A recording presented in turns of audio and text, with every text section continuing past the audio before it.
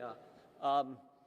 So I said this earlier this morning, but I think you can sort of tell this story in three parts, three chapters. There's before Joe Biden's candidate for president. There's the time when he is candidate for president, and then there's of course the things that have happened, the events that have happened while he's been president.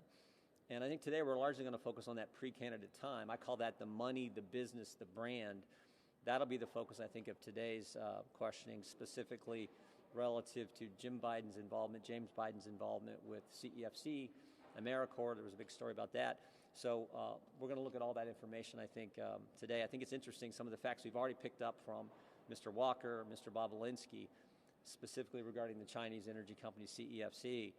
It's like that deal doesn't get finalized until Joe Biden shows up at the Four Seasons, get a drop by, and gives a short presentation to all the people there, the 8 people from Chinese executives with CEFC and Hunter Biden and his business partners. So I think we'll dig into those kind of things in today's thing. But we'll also look, some of the other information I think is important too. While Biden's candidate, you know, the lies, the campaign, the rigged election, that's the 51 former intel officials and how that played. And then, of course, there's the, while he's been president, I think that is the obstruction, the cover-up, and, of course, the sweetheart deal. Chairman Jordan, what do you make of this Smirnoff indictment? Well, I mean, it is what it is, so doesn't change the fundamental facts. There are 4 fundamental facts that Hunter Biden gets put on the board of Burisma. He's not qualified to be on the board. He gets put on that board and gets paid $1 million a year. Second, as I said, he's not qualified to be on the board. He said so himself. Third, in Dubai on December 4th, 2015, the executives at Burisma, Mr. Zolochevsky, Mr. Pozarski, specifically asked Hunter Biden, can you weigh in with D.C. and help us with the pressure we are facing from the prosecutor general in Ukraine? Hunter Biden makes a call. Devin Archer told us he made a call to his dad, to Joe Biden. And then 3 days later, Joe Biden goes to Ukraine and conditions the release of American tax money on the firing of the prosecutor, applying the pressure to the company that Hunter Biden sat on the board of.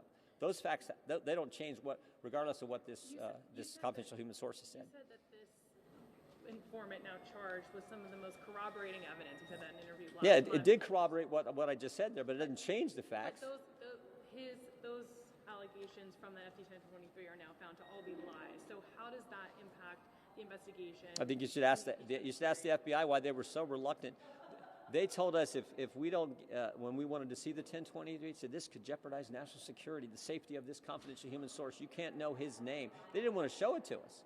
Then they finally did. I mean, this is a guy they paid, I think, since 2010. So 14 years they've been paying this guy. And he's a trusted source, and now we find out. Plus, I think there's sort of the, you know, when Christopher Steele lied to the FBI about President Trump, he gets paid more. When Smirnoff lies to the FBI about President Biden, no, he gets indicted. I mean, go figure. So it doesn't change the fundamental facts. You say it doesn't change the facts. It does change the facts. Those are no longer facts. Those are not true. The 4 things I just said, they're absolutely true. But Did Hunter Biden get put on the board of Burisma? Yes. Was he paid $1 million a year? Yes. Did Joe Biden condition the release of tax money for the firing of the prosecutor who was applying the pressure? Yes. All 4 of those things are facts, absolutely, regardless of what the confidential human source may or may not have said. What do you make of Smirnoff's connections to Russians, high-level Russian intelligence? We'll find out. That's obviously. David Weiss, the special counsel, said he may be trying to influence this year's presidential election. I will tell you this: Scott Brady, when Scott Brady, U.S. attorney in Pittsburgh, when we talked to him, he had actually checked out the confidential human source, where he traveled to, when he traveled to, and said that he felt he had the indicia of credibility. David Weiss thinks otherwise, and they've indicted him. We'll have to see. Do you expect Jim Biden to be candid today? I mean, do you think you're going to We'll see. I mean, Rob Walker, when we asked him who you know, the email that he's copied on 10% for the big guy, we asked him who's the big guy. He says, I don't know.